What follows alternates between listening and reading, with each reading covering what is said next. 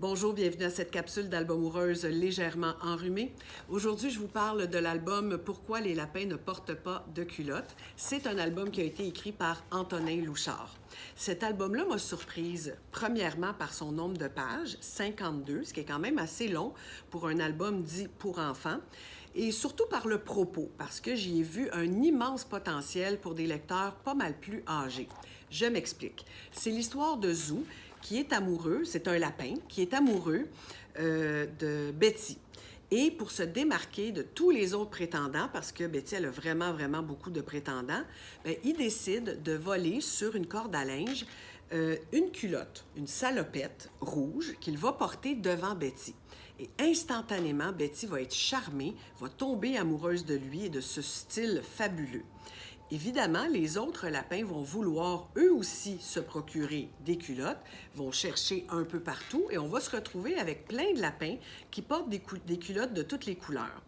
Si c'est assez sympathique au début, parce que bon, on fait des équipes sportives et puis on place les équipes selon les couleurs des culottes, bien, à un moment donné, assez rapidement, la pagaille va se mettre de la partie. Pourquoi? Parce qu'il y a des lapins qui n'ont pas la chance d'avoir de culottes, il y en a d'autres qui en ont plus qu'une et qui font une accumulation de culottes.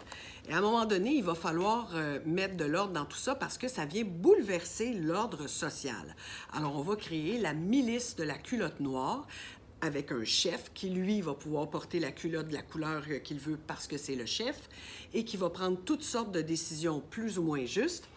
Et cette milice-là, bien, va veiller à ce que tout le monde soit égal. Malheureusement, ce n'est pas ce qui va arriver. Il va y avoir des trahisons, on va tendre des pièges, etc.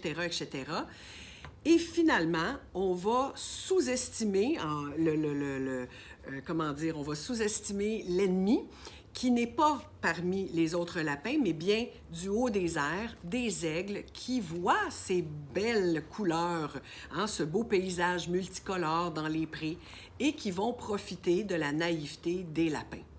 Je vous en dis pas plus, il y a quand même une fin assez surprenante, intéressante, ouverte aussi, qui peut nous amener à plusieurs interprétations.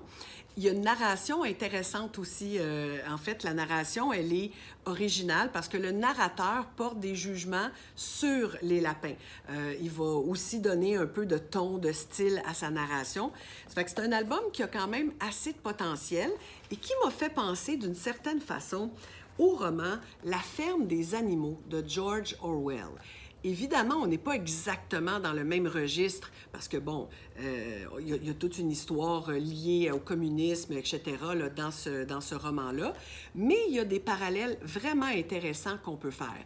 Comme c'est un roman qu'on fait lire souvent en 5e secondaire, ou en tout cas au 2e cycle du secondaire, qui est excellent aussi, bien, ça peut être intéressant de venir lier un album à un roman. Parce que oui, ça m'arrive encore parfois de lire des romans. Alors voilà, belle suggestion. Au revoir!